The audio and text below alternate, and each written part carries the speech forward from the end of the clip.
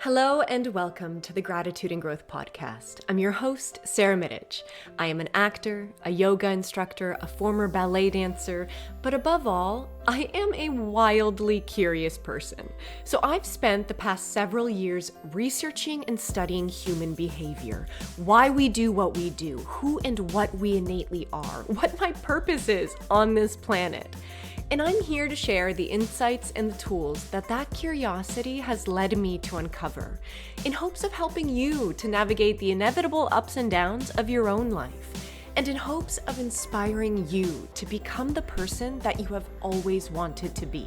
So pull up a chair or go for a walk, hop on that treadmill or go for a drive, and join me as I explore what it is to be a human being in this lifetime. Hello, and welcome back to another episode of the Gratitude and Growth Podcast. I have a very special guest with me today. She is an artist. She is an actress. I have known this woman for quite a few years behind the camera at an acting studio, and we've always had these very brief glimpses of these amazing conversations about life, about the work, about the tools, but we've never actually had the opportunity to sit down for a chunk of time and talk about these things in depth. So I'm super pumped to have her on today. Please let me introduce the incredible, the inspiring, the wildly versatile Mckenzie Small. Thank you so much. That was such a nice intro. Oh my goodness. Thank you. Yeah, that's so true. We have had these like little 5-minute briefs every now and then. Or like I'll come into an acting class and we'll just talk about it and be like, okay, yeah, we actually have to do this on or this tape or this, whatever it is. So it's final. I'm so excited to actually sit down and like actually talk about what it is that what it is that inspires both of us as artists, what it is that um the work, the actual work, not just the work in a class, but the work in life. So I'm excited to talk about that. Yeah. Okay. So let's before I dive into that, I just want to ask you something that I realized as I was preparing for this episode. I don't know how you got into the arts. Right. So actually it has a lot to do with what I just my entire spiritual journey. I didn't ever make a conscious choice to be an artist. Like it was or it's become a conscious choice, but I never made like this decision that I was going to be an artist until after everything happened. So when I was younger, I was so set on being a scientist and going into academia. And that was a path that I was so stuck on. I was like, this is going to happen. This is how it's going to be. And then I got to university and I was like, this is not for me. And I loved it, but it wasn't my passion. Like it didn't fuel me. Like I never had those moments where I was like, oh my God, I just love this so much. And so when I was 14, my cousin was like, Mackenzie, you can sing. Come into the studio with me and we'll record some covers. And then we did a cover of the first cover we ever did was a cover of Beyonce's Pretty Hurts. Beyonce ended up sharing it on Facebook and like millions of views and comments and shares and all these people reaching out to us. And I literally had come from a math exam and she called me. She's like, we have to talk about this. And I was like, okay, sure. And then a year later, I auditioned for a show, my first ever audition. I got the lead on that show, one of the leads on that show. So everything was a series of me saying yes to things that I wasn't comfortable with and then it working out. And still kind of denying that aspect of me for so long of I'm an artist and life is carrying me in that direction. But because my mind was so set on you are a scientist, you're going to go to school and that's the safest route to take. Um, I was so set on that for so many years. And it wasn't until I really took that route and was like, this isn't for me. My life has taken me in the direction of the arts and I should just accept that. And so I did. And I'm like so happy I made that decision. So yeah. Yeah, that's beautiful. I had no idea about Yeah. any of that. So thank you Yes. so much. Okay. Gosh, there's so much and I don't know where I want to start. Um, let's talk about what we call the work. Yeah. What does that mean to you? It's so hard because every day I'm like, what else can I do? The work is for me always about self-improvement. So how do I learn myself better? What ways can I understand myself better? And I think the work sometimes is having a conversation with someone that maybe you don't have the same perspective as or similar perspective as. I think the work can be doing something you're really uncomfortable with. Like some auditions are really uncomfortable as an actress. I don't like screaming my head off and, falling to my death because I don't want to look silly or because I don't want it to look imperfect. And I think it's just doing all that is uncomfortable so that you can recognize that the fear is all that there is to fear.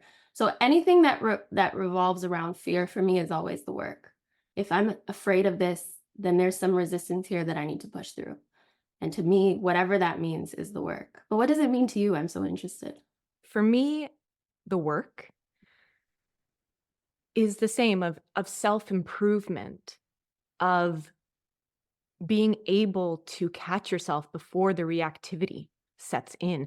It's also understanding, in the personal development world, one thing that caught me off guard for a while is I felt like I had to fix parts of me. Yeah. That the work meant I had to fix the reactivity. I have to fix the negative thoughts. I have to fix having the fear. Mhm. The most work that I've done on myself came in this beautiful understanding that those parts of me don't need to be fixed. Those parts of me will never go away. And the work is in that self improvement. The work is learning to love those parts of me Yes. so Yeah. that when they pop up, when people pleaser Sarah pops up, I Mhm. know that I'm like, oh, there's something here that I feel like I need to prove. And that proving quality comes because I feel unworthy. Yeah. Absolutely. Yeah. So the work is that self-improvement, exactly how you said it as well. But for me, I've come to this understanding that I'm not always going to catch myself in time. Right. And me wanting to catch myself, that's actually my perfectionist Right. Yes, it is. manifesting in the spiritual work or just the personal development work. And it's loving every facet because I do believe that the more you can genuinely, authentically love yourself, the more love you can bring to this world. Yeah, for sure. And that's the only goal really, is just to love yourself enough that you can pour into the rest of your externals, right? I think that's such a great thing to say though, and it's probably the one thing I forget all the time when those bouts of like sadness come up or those bouts of anger come up. For so many years, and I still do this, I resist it. I'm like, nope, I don't feel that way. That's not who I am, but it absolutely is in the moment, and so that's okay, and I think acceptance is probably the biggest word when it comes to which I'm still not the best at. I still take these moments where I'm like, "I'm sad right now and I'm about to cry, but I don't want to because there's people around," or because I don't wanna be perceived a certain way, but I think that it's all about acceptance. How can we love others if we can't even accept those dark parts within ourselves? So that is the work. It's the acceptance part, which I think you explained so well. Yeah, I mean, for me, I read this quote once. You can only love other people how you love yourself. Yeah. And I was like, I think whoa. I think I heard one that really it was this I think it means the same thing, but it was like you can only meet somebody as far as they've met themselves. And I was like, yeah, that's so true. Sometimes Yeah. like, there's walls that people hit with me where I'm like, I haven't gone there yet, so you can't. You can't go there because I haven't gone there and I'm not comfortable to go there. But I think that um, the acceptance comes with so much resistance sometimes for me. Like, it's like, why do I have to accept this part of myself? Why can't I be perfect? Why can't I be a people pleaser? Like, all of those questions run into my mind of like, if I'm just trying to make everybody happy, what's wrong with that? And then I have to be like, no, this is my ego. trying to make everyone happy so that they like me more. This is my ego trying to make everybody feel good because that's more comfortable for me than it is if somebody isn't acting the way that I want. It's all about the control aspect, which is something that is the complete opposite of acceptance. Yes, you actually posted something the other day on Instagram. Mhm. I don't know, you'll have to tell me if this is something you wrote or it was a quote that you found, but I'm gonna take a moment to say thank you to you for a moment because I really get moved, and this was one reason I was so keen to have you on the show, is because, social media can really be a breeding ground for fear, Oh, yeah, for sure. for every extension of fear, for judgment, for comparison, for Yeah. jealousy, and a big thing I try to do, and I see it in you as well, I just try to bring to light some joy, some kindness, but also, like, motivation to do the work, Yeah. and there was a time in my life, not too long ago where I didn't even know about the quote unquote work, and then when I started reading all these great books and realizing all these things just about like what is the ego Yeah. and what is my quote unquote authentic self and all of this stuff. And I had a moment where I was like, oh my God, the rest of the world has been doing this and I'm so far behind. Not the rest of the world, some parts of the world, yes. But I was like, "Oh, I wish I had known about these things 15 years ago." And, everything in its own divine timing. I am a massive believer of that because that is my experience. But anyway, so I try to share Mhm. inspiring things with the world via social media, and I see you do that as well. So thank you so much Thank you. I because I appreciate do think it makes a it. difference. Yeah, I appreciate the way you do it as well. I think following people who do that makes a huge difference on your entire perspective of social media as well. For me, I'm not the biggest fan of social media, but I use it every day. And so it's not about necessary. There are places in social media that are going to breed hate and judgment and like you said, fear, all the fears. But then you can also choose to focus on the people and the places in social media that that's not happening. Like there's so many things that I've learned about attachment styles that I didn't necessarily learn when I was studying neuroscience. I learned it when I was watching a TikTok of this therapist who's talking about how attachment styles play out in relationships. And I was like, oh, this makes so much more sense than when I was studying it in a book. And so, for that reason, there are places on social media where I'm like so grateful for the information. So, I also Yeah. thank you for sharing all the things that you do, especially this podcast. Like, I fell in love with it when you shared it. I was like, finally, I get to hear what we've had these little bursts about for the last couple of years. So, yeah. Thank you. Thank you. And yeah, and I just, for everyone listening out there, just a friendly reminder that you also do have control over your social media. You can unfollow people, even if it's unlikable. You can unfollow people and you can block people and you can choose the accounts. So, because similarly as you, I had such a love hate relationship with social media and I stayed so far away from it. Also, because I'm a wildly private person, or at least I was before this podcast. And now I'm like, here are all my innermost fears, everybody. Here we go. And so I either wouldn't post and then I would go off, I delete it off my phone for like 6 months at a time, which I Mhm. will say I think is wildly important because it is the biggest addiction to Yeah, most people. yeah. And, there's a whole world, your entire life. Sometimes I like pick up my phone and I look at it and I'm like, some days I make my entire life in this tiny little device. That phone, I know. Yeah, me too. I do it as well, and I'm like, "How?" And it's so interesting to me because I started doing this thing I haven't done it this month, but I started doing this thing where every Sunday I leave my phone at home. So I'll go about my day and I'll leave it at home, and I'm so much more present when I don't have my phone. It's as if, like, this world that exists in my phone constantly takes me away from the moment in my actual life. And so that one day of reset actually makes the rest of my week a little bit more present. Even though there are some days where I'm checking my phone, there's like this compartmentalization now where I'm like, whatever is in my phone doesn't actually exist. And whatever's here is all I need to focus on. And that's it. And now if I'm choosing to use my phone, I'm choosing to take part in that world that's in my phone. But if I'm choosing not to, I have to like I can't think about who's messaging me all the time, who's calling me, what somebody posted on social media. I cannot worry about that stuff because I'm missing out on what's here. But it's so interesting that you say you become you were a wildly private, or you are a wildly private person, and now you're able to share so much. How when did that change for you? Like what why do you think that changed? Honestly, it changed from this innate deep need that I have felt my entire life to be of service in the Mm, world. mhm. Yeah. It's Interesting. one reason I am an artist as well, and I have this calling that I have fought for Yeah. so long, um, and I've always and I still do, I still create quietly, like, I got a lot of projects going on right now that and I don't talk about my projects until they are public because I do believe in people's energy on things, Yeah, and for so sure.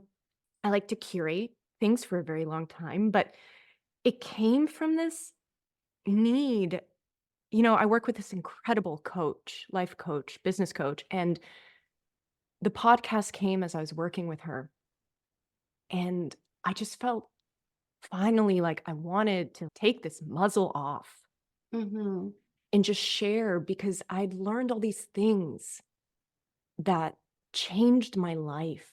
These things I had little glimpses of, but when I actually started to do the work, when I actually decided to start choosing love every single day that I woke up, in whatever capacity I could that day. Mhm. And I would talk to friends and I would talk to them about the things I was learning about my own psyche, about literally, I had witnessed a separation between my mind, my Yeah. body, and my soul. And I was like, guys, there's so much more to life. Yes. Absolutely. And Yes. so I was like, okay, cool. The only way I can do this, or the way I feel called, is to let everybody in. Let Mhm. everybody in. And it was so hard because, again, people pleaser, perfectionist. I mean, all the resistance. Let's talk about Oh. resistance for a sec. I remember I voice noted my coach sobbing Oh my for like goodness. 25 minutes, being like, there's so much fear. Like, what are people going to think of me? What's my partner going to think of me? What's my family going to think of me? Like, whatever I open up with is also kind of opening up things about the people in my life. True. That's very true. Yeah. Yeah. And to go back to your point of acceptance and like accepting those parts of you, for me, I was in this wild inner war, being like, I want to speak, but I love the people in my life so much and I value their privacy Mhm. and I value people from my past. I value their privacy no matter how much people have hurt me, no matter like forgiveness is such a staple to me. I love everyone who has ever hurt me. I love Yeah. them Of so much course, you have to. and I still respect them. Yeah. So yeah, anyway, that's a long way of saying of like where it came from, but it's like this need to be of service to the greater good, to the collective, to humanity, and to whoever is listening. I do also trust that it finds the people who need it, but the response, especially like the first month or two, the Mhm. response I got, the messages I got, the everything that I got every week would just bring me to tears because people were like, "You're changing my life." Wow. And that's all I want to do, Yeah. Yeah. you Bring know? people to accept themselves in ways that they couldn't before.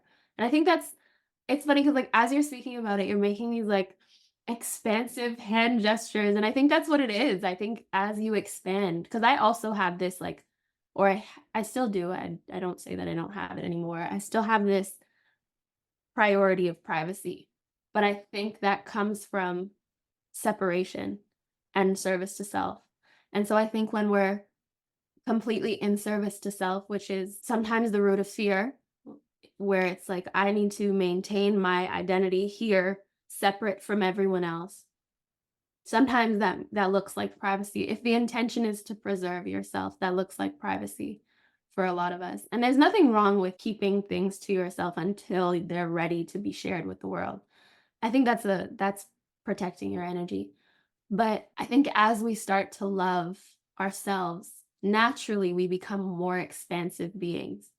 Love is expansive, and love is this energy that constantly wants to share and be in relationship with the collective. And to be in relationship with the collective, you have to be open to that. And that's so fear inducing for somebody who has been taught to preserve your sense of self for so long. So I think your hand gestures were like inspiring that thought of like, that's expansive. That's what love is. It's just sharing and being completely open and authentic in that sharing process. You just said a word that I really love.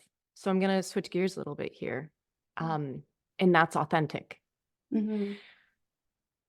I love asking this question because sometimes, answers are completely different and sometimes they're similar. But what does being authentic mean to you? That's a good question. I think if I were to put it into words, I think authenticity is actually surrender because I think it's the opposite of control. You cannot control something and it still be authentic because you're not allowing it to exist in the capacity that it desires to exist. So it's like if I really want to be a certain way today, if I really want to be happy today, whatever that means, then I'm not going to allow sadness to come up. I'm not going to allow anger to come up because that's contradictory of what I've decided in my mind I'm going to be. And so now every conversation I show up in, I'm controlling myself. And that's going to turn out to be inauthentic. And people can read that and people can feel that. And naturally, when you show up inauthentically, that's when you might not get or I might not get the response I desire because people can tell when it's not real or when it's not authentic. And there's something in them that doesn't resonate with inauthenticity. So I think to be authentic is to completely surrender to the moment and to allow whatever's coming out to just come and Oh, not that's judge it. beautiful. Yeah. That's so beautiful. Thank you. Yeah. And, you know, the surrender thing and the control thing. My I life. mean, yeah, mine too. That's a really beautiful way of explaining authenticity. I really resonate with that. I've never heard it explained like that before. So thank you. But it is. And going way back to what you were talking about earlier of not wanting to cry when you want to cry, not wanting to, all of these things. I think that's also why we're actors, you Yeah. and I, because we get to explore Yeah. those parts. I always try to inspire authenticity in people. I've realized lately I'm really bad with small talk. Oh, Like me too. when I meet somebody, I'm like, cool, tell me about your soul. Tell me about No, everything. that's me as well. I'm like, I can't talk about the weather for longer than 3 seconds. So let's discuss the parts of you that are traumatized and you want to get through. Yeah. Yeah. And it's so interesting because I think small talk too is that control, the shell, the hiding. Yeah. It's So all, but I must say though, sometimes people just want, I mean, yeah, sometimes people just want a small talk.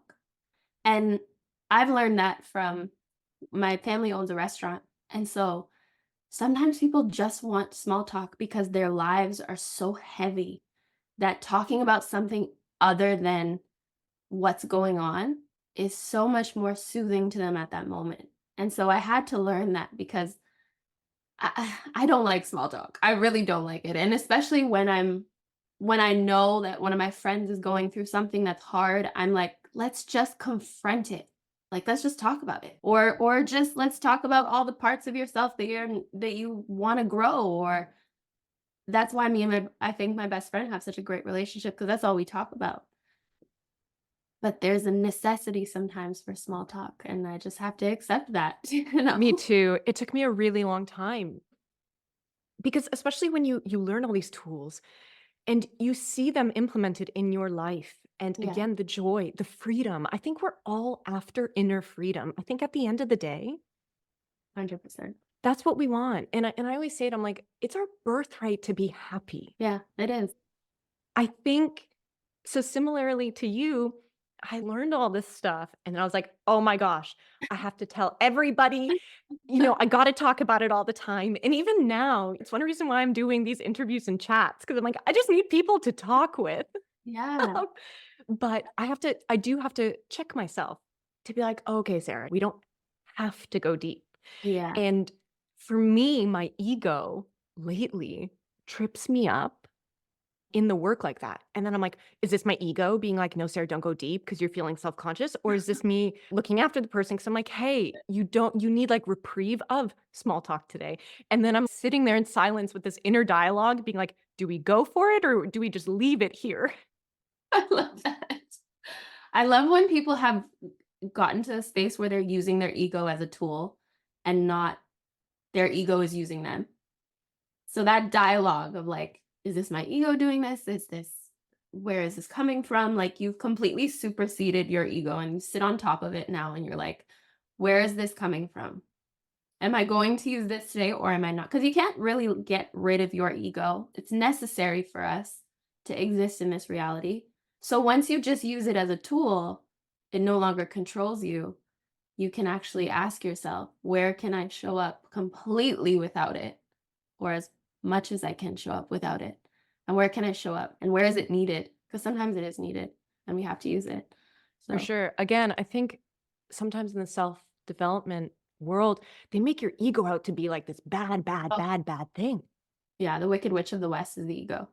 For sure. And so even for me in my journey, I went through a phase where like I dismissed and I disliked my mind. And I'm like, whoa, whoa, whoa.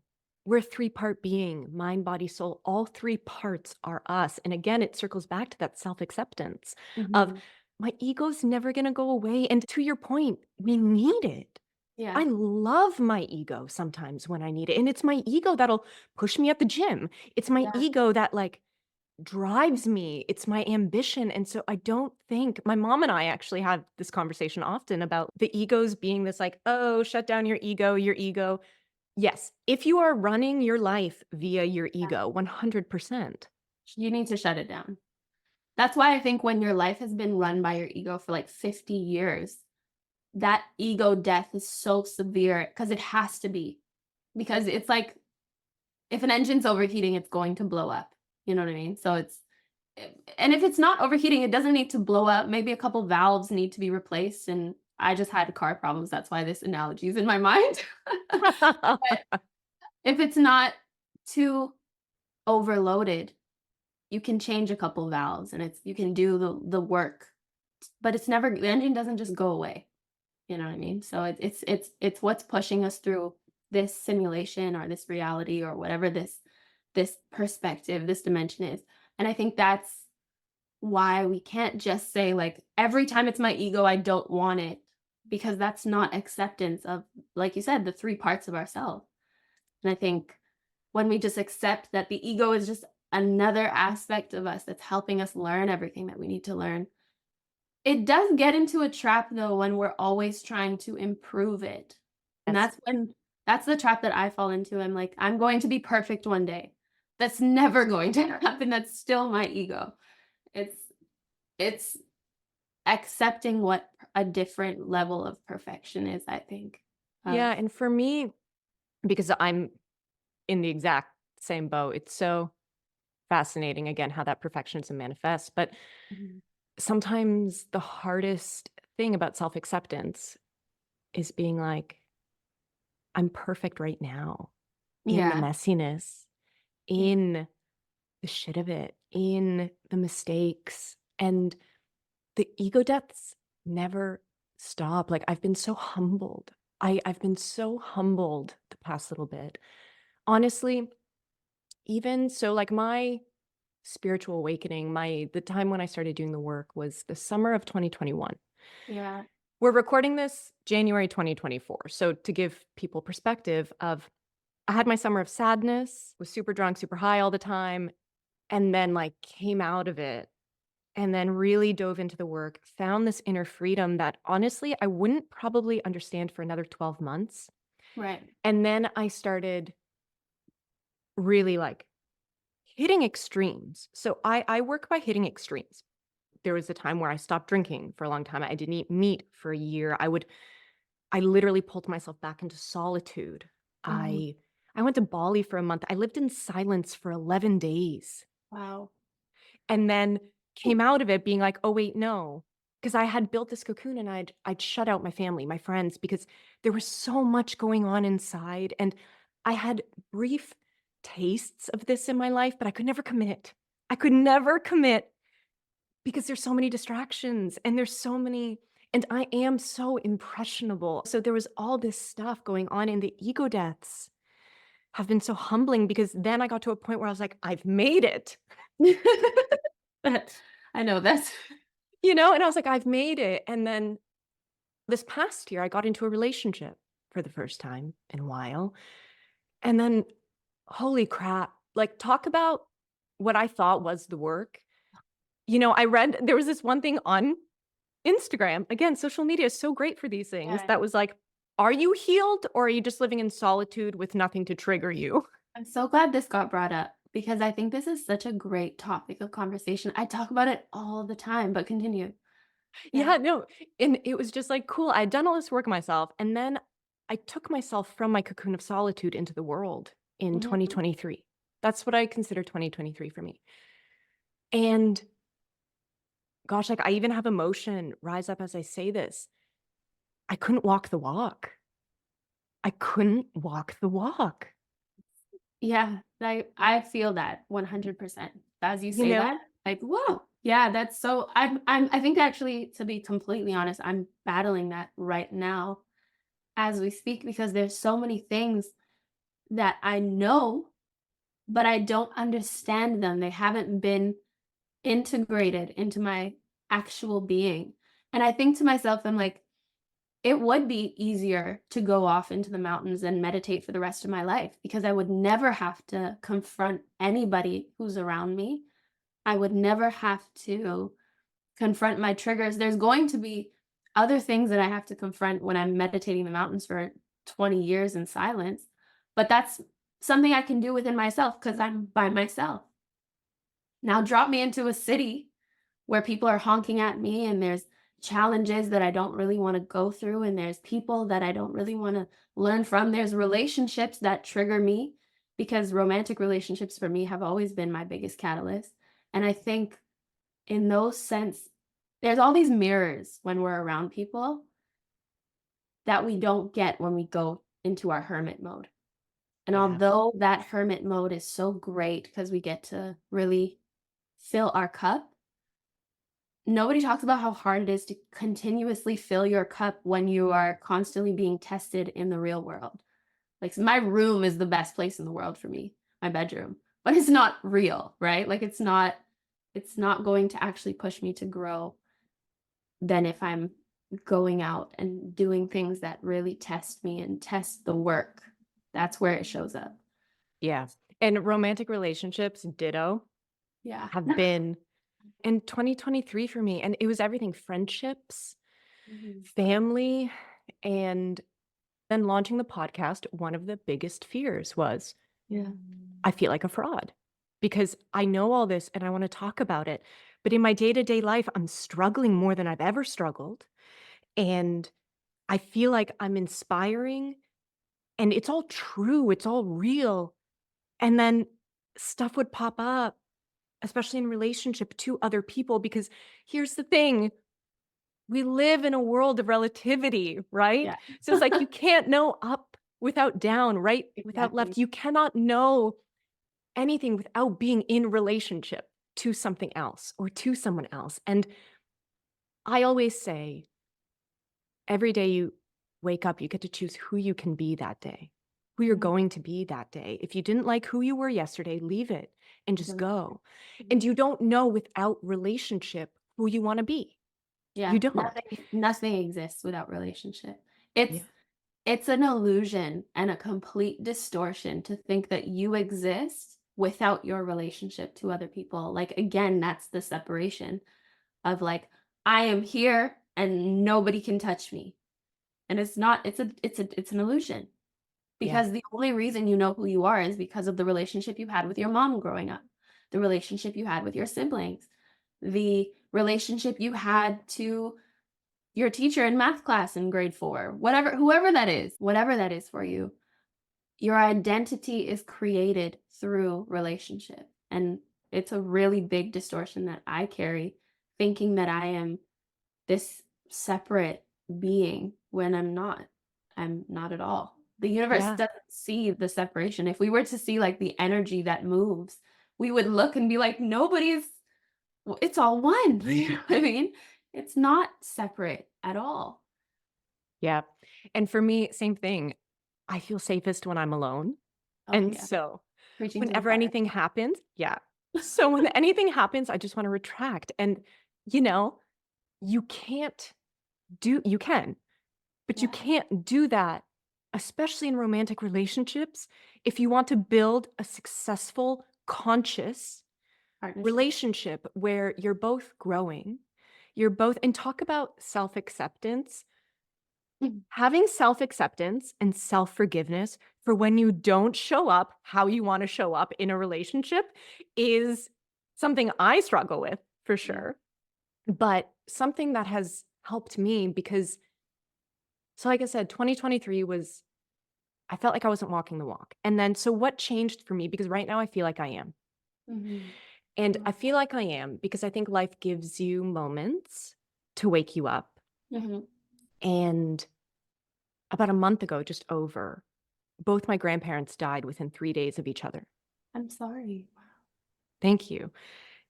And it was just like a reminder because one of them, as weird as it sounds to say this, was kind of expected. My grandpa was 97. He was in the hospital.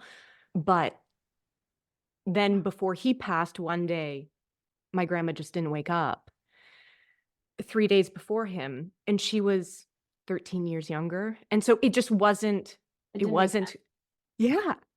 And, Wow.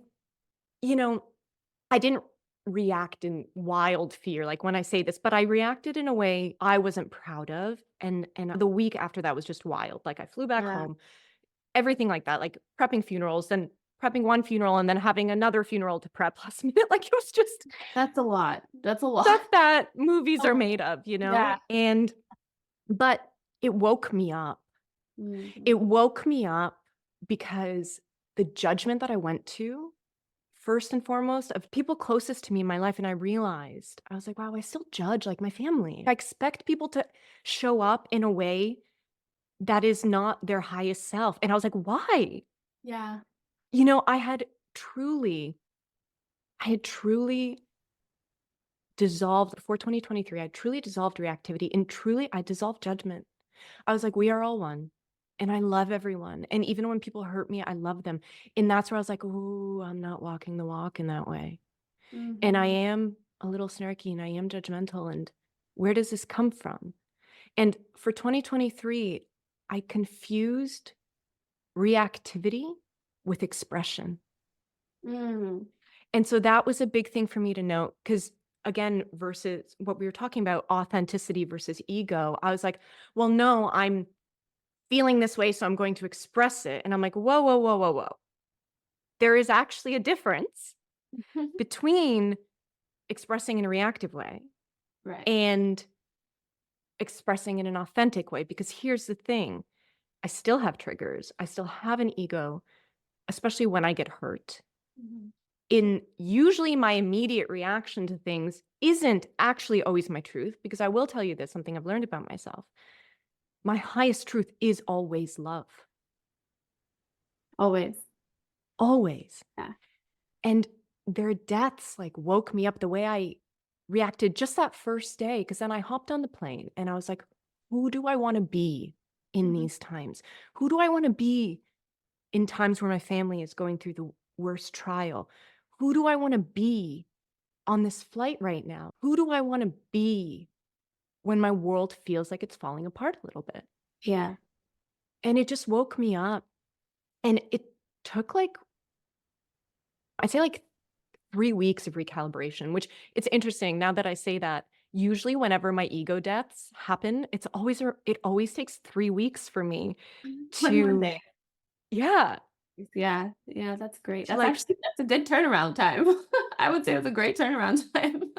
thank you, yeah.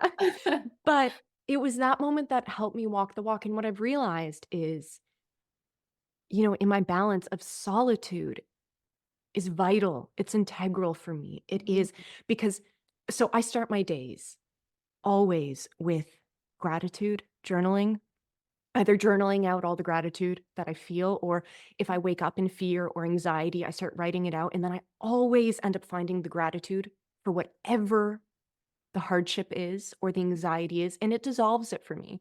I talk to people about gratitude, and sometimes this is where I end up having to clock myself to be like, let it go, Sarah. Like, you don't have to go too deep. Um, but I always start it with gratitude. Then I always move to some kind of movement. So either yoga Yeah, or I hit the weights, I hit the gym, and then yeah. I always end it with meditation. And some days that meditation is 5 minutes, and other days it's 15 minutes of breath work and 45-minute meditation. It's whatever my day allows. But I start my day in that routine because it sets me up in the authentic version of who I am, of I live in that inner world so that when I step outside into 2024. It's not as difficult to show up in. Yeah, I wish I took better, I mean, everything in its own divine time, but for me, I also started I just recently, I said, "January, I'm going to do this." I don't usually start New Year's resolutions because I think you can have a new year every day. But I think that, for January, I was like, "I'm going to be more consistent with my activity, so my movement, and I'm going to start my day with meditation." Because everybody talks about it, and I don't believe them, but I'm gonna start it.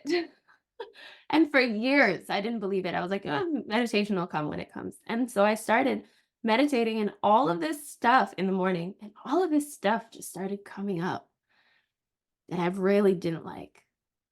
And I was really just having a tough time accepting it. And then I thought about it and I was like, this was the work that I've been avoiding for so long. There was something in me that was like, meditation, what am I going to do? Like, what does it do for me? I don't need to do that. I don't need to sit down and think or not think. I do that all the time. But it's starting your day like that, it's not a hoax. It really works.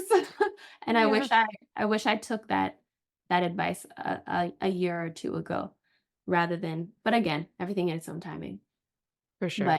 it does, it's a great way to start your day. Like it's Yeah, because meditation changed my life, and if there's anything I'm addicted to, it's that now. Mhm. Um, but it's the only way to actually meet yourself. Exactly. And And that was that's what why I it's was avoiding. I was like, yes, if I go too deep into myself, then I really have to see her.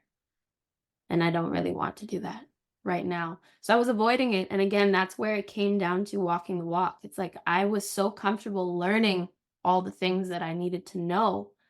But the meditation is how I really integrate it into my being. And that's when I'm now actually not just saying this is the, and of course when you know a lot of things you're able to change your perspective on a lot of things, which does integrate the information naturally, so I don't perceive suffering as badly as I did before. I'm grateful for it. Suffering is my best teacher.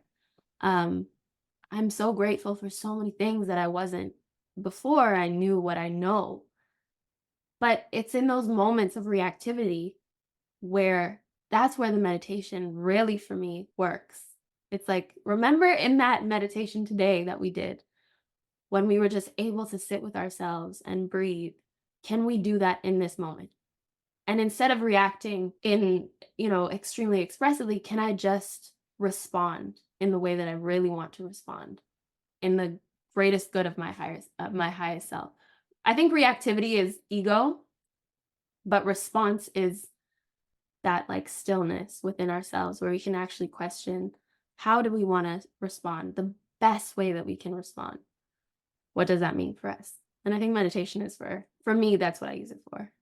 Yeah, and for me, meditation, it ends up becoming my waking, walking life some days, you Mhm. know? I meditate when I do the dishes.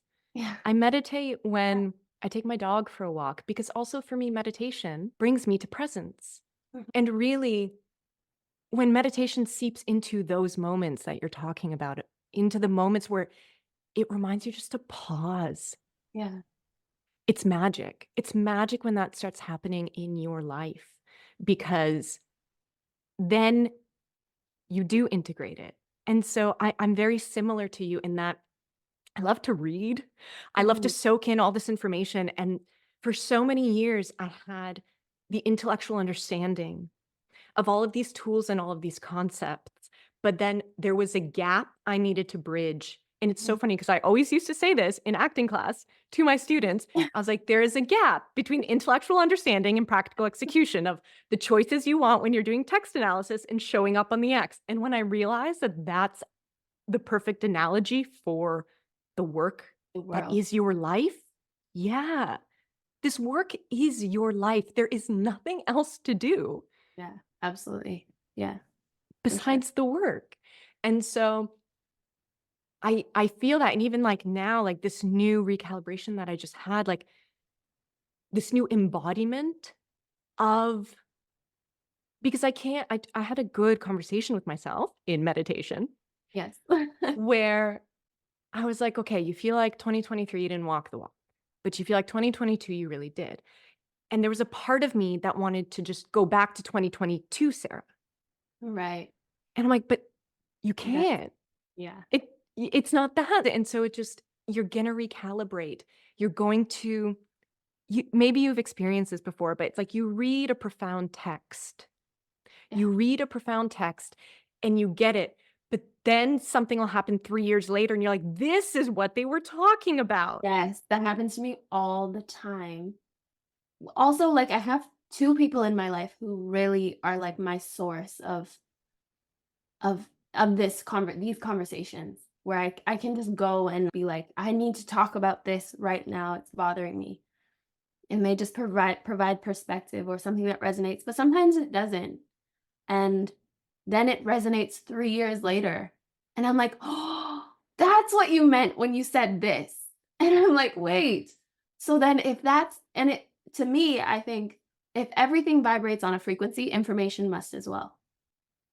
And Wow. so I think sometimes we are not for something to resonate, you have to maintain the same frequency as whatever it is that needs to resonate. So if somebody says something to me and I'm not on the frequency that that information is at, I have to increase my frequency in order for it to resonate. And 3 years later, I might think of that passage and be like, "Oh my goodness, that's what it means," because my frequency finally was able to resonate to that level of information.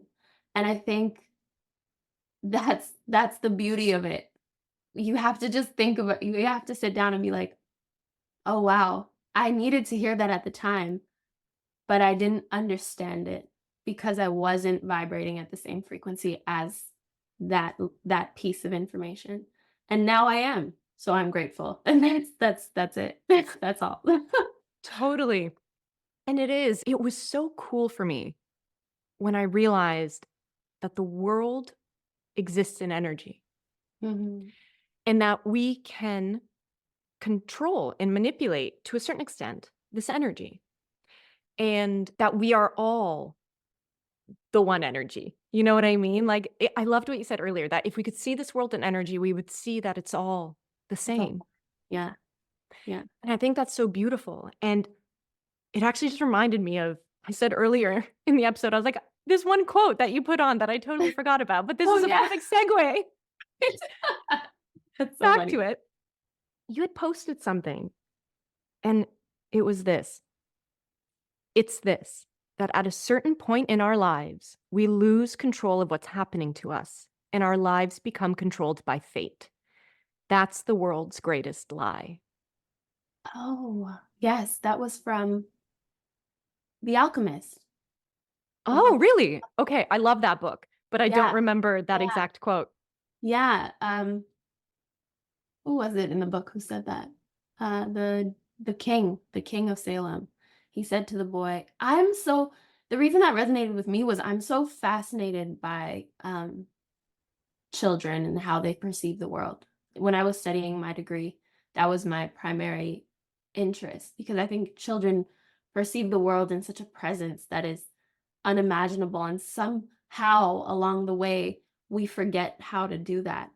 And so that line to me, there's also one that resonates where it's like, I can't remember who said it, but it was, we spend the first few years of our life dreaming, and then we spend the rest of them trying to remember how to dream. And I was like, "Oh, why do we lose, like, where is it that we lose that?" Because if I could find that point, I would go back to it. I think somewhere in my mind, I would go back to it and really just try to nurture that part of me again. And that quote kinda took me there, I guess. Yeah. But hey, look, I mean, how beautiful and what a gift that you did wake up to the real dream, you Yeah, know, and you yeah, did go into artistry. And I know quite a few people in my life that they go from sciences, medicine, something they're like, oh, there's this inner longing. And I also know, I mean, people in my family wrote their PhDs on black holes in yeah. physics. And like, science is everything to them. And it is for me too. I'm doing a deep dive right now actually into neuroscience and Science. neuroplasticity. So I love science. I'm not saying that, if you're going into science, Oh, that's yeah. not your passion, but I'm really proud of you. And it's such an inspiration because I didn't even know that about you of making that choice, Mhm. Yeah, right? And it yeah. is a scary choice, but again, exactly that quote, like our lives become controlled by fate. That's the world's greatest lie. I love it because for me, what I hear from that is you have all the control because you're always presented with a choice. I always say this in every Yeah. moment you are presented with a choice of either fear or love, and it's Oh, up to you. yeah, exactly. It's always that choice. I think that's the whole purpose of this reality, is to be presented with that choice. And somewhere along the line, we believe that we are no longer making the choice and we're no longer creating our reality when that's all we're doing. That's all we're doing every day is creating the reality. And every time you make a choice that contradicts, you now have to make another choice to solidify that choice. And so, I mean, I struggle with that. Sometimes I make choices of separation when I want to make them out of love because of fear. Um, and so that's something that I just constantly have to work on and say, okay, I made that choice there to be separate. Now, the next time I'm presented with the same choice, I'm going to make that choice of love. And maybe I won't.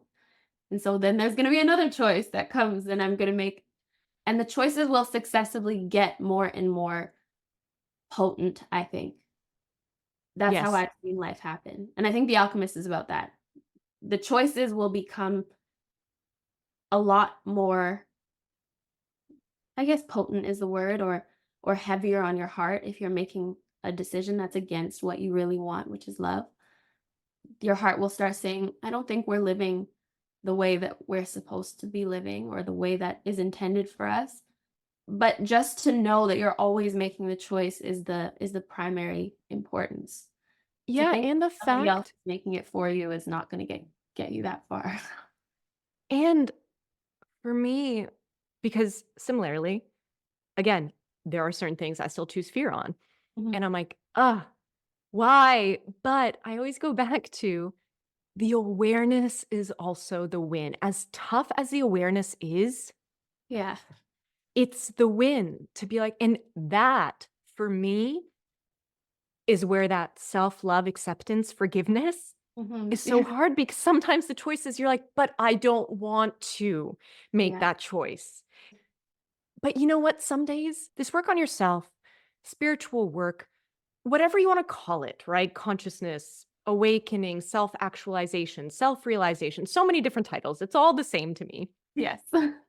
But some days, this work is so much and it's so overwhelming. And some days, I'm like, I know I should be choosing this, this, and this, but you know what? I'm tired, or I'm sick, or I'm exhausted, or I'm far away from home and like I feel lonely. And choosing the fear is almost allowing myself to be more authentic in this moment because I'm just tired Yeah. of always actively Being scanning, able am I living up to what I wanna be living up to? And as I'm saying that, I'm like, "Oh, that's also the perfectionist." Yeah, absolutely. Yeah, it is. Yes. I was talking about this with someone the other day because we wanna do this chat we do challenges a lot. So, like, we'll set timers on our phones to remind us of certain things every couple of hours, or, like, we'll set up a chart of, like, negatives and positives for the day that we created, or the next one is 7 days of presence.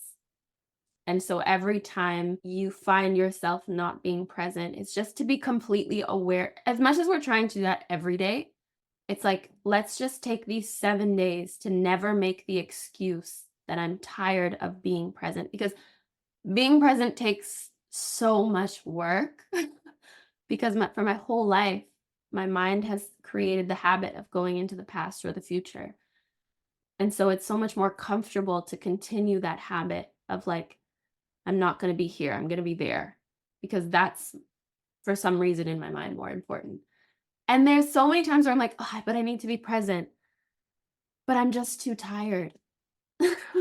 I'm just too tired to do it. And I feel that. I feel that so deeply because sometimes I'm just way too tired. Yeah. But I think it's the habit of, am I really too tired? Or am I just am I just more comfortable being asleep right now? Right? It's like, it's that question of like, can I really just take 7 days to not make the excuse of being tired? It's like going to the gym, right? Like, I don't really want to do this right now, but am I going to continue making excuses, or am I just going to go, you know?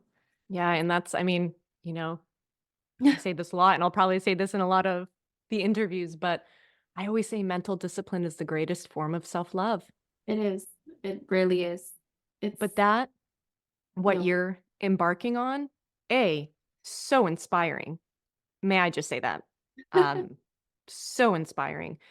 B, it's a new muscle, Yeah. Yeah. right? It is. Yeah. So sometimes I think this is where, like I said, I like to go extreme to extreme because that's how I learn it. Yeah. Yeah.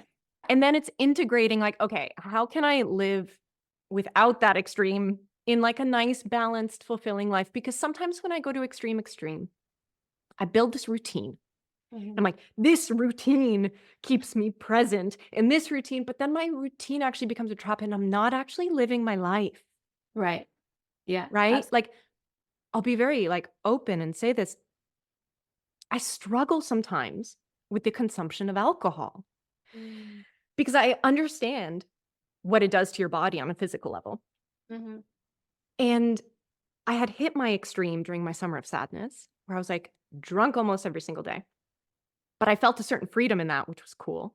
Yeah. And sometimes right now, I'm like, am I drinking too much this week? Or like, am I not drinking enough? Or like, do I want to be drinking, but I'm not drinking because I know drinking's bad and like spiritual people don't drink and like alcohol is this.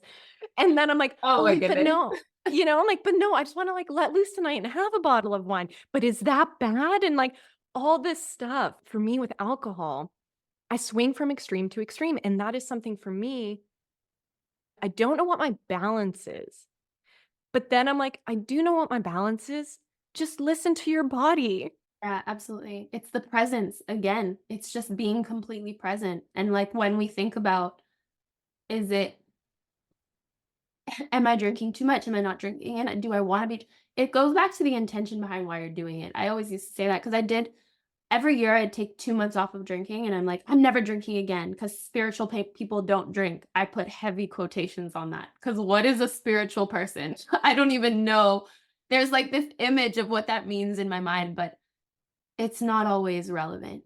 And so I think, if I want to have a bottle of wine tonight, am I doing it because I'm running away from something, or am I doing it because I genuinely just want to enjoy my time with the people that I'm with? And this is a way that I can do that, or this is a way that I like to do that. It's the intention and the presence of it. And I think like, am I having a drink because I'm stressed or because I had a long day? Maybe I won't do that today then. But it's like the intention and the presence of the decision is what for me, because I also have that too. I grew up in a restaurant family, so wine is like our entire life, and it's sometimes excessive. Like, why are we drinking every single day? It's not. I don't need to do that. And then I've had days where I'm like, I drank too much, and now I'm wallowing in shame of like, I shouldn't have done that, and I should have just known better.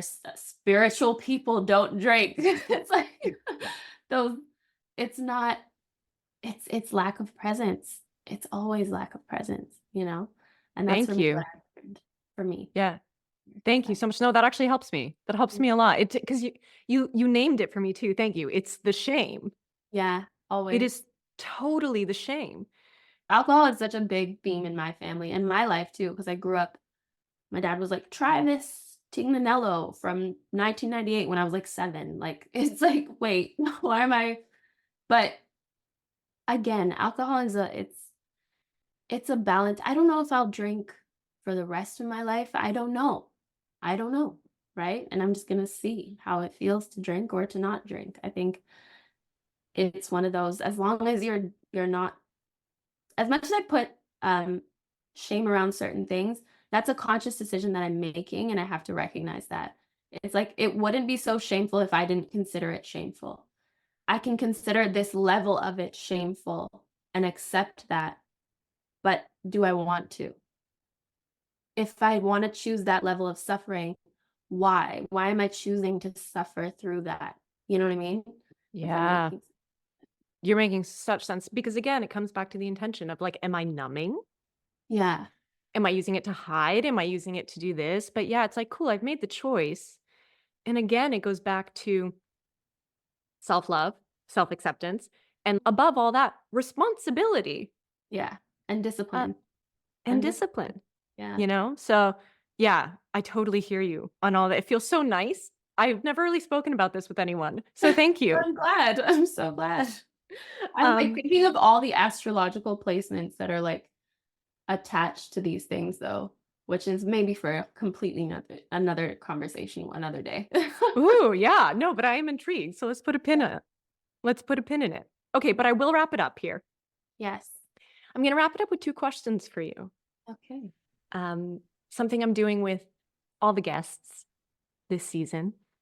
Given the title of the show is called Gratitude and Growth, you've kind of already shared both of these, so feel free to kind of give similar responses. But would you be willing to share something that you're grateful for right now and something that you're growing through right Mm. now? Oh, something that I'm grateful for. It's funny, I'm like water, but there's so many things that I'm grateful for. I'm grateful for there's some obstacles in my life right now that are they're more physical, like my car breaking down or some family issues that are really helping me stay awake, stay present. So I'm really grateful for those right now.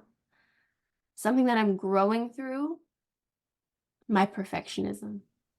That's really something that I'm growing through. And yeah, so those are the 2 things. Thank you. Thank you, Sarah. Mackenzie, thank you so much. Thank you. I'm so glad I got to be a part of this. Thank you for thinking of me. I Of appreciate it. course, I'm so like, my heart is so full right now because first off, I feel like you're gonna be a repeat guest on the show because I feel like we've only actually just, like, skimmed. I think so, yeah. You can Um, hear of the 5-minute briefs that were like, "Oh, we actually think the same way." yeah, and it's I so and I have to say thank you so much because even for me, these chats, these interviews, it just it keeps me grounded in truth, Me too. It and does. it reminds me why I'm doing this. It fuels that spark in me even more, so the fact that, you were willing to even come on here, share, be vulnerable, be authentic, talk about the stuff that not everybody thankfully, I think most of the people in our lives, Yeah. we have people to go to, but Thank you for coming here and using your voice to share that with the people who maybe all of this is something new to Yeah. them. Yeah, for So sure. Thank you so just much for having me. I appreciate it. thank you, Mckenzie. And thank you, everyone, for tuning in today. Stay grateful and keep growing. Thank you so much for tuning in today. If you liked what you heard, hit that subscribe button and maybe send it to someone who you think might need to hear today's message. And let me know how everything's sitting. Leave me a rating and a review and let me know what's resonating with you. What do you want to hear more of? What's your favorite episode and why?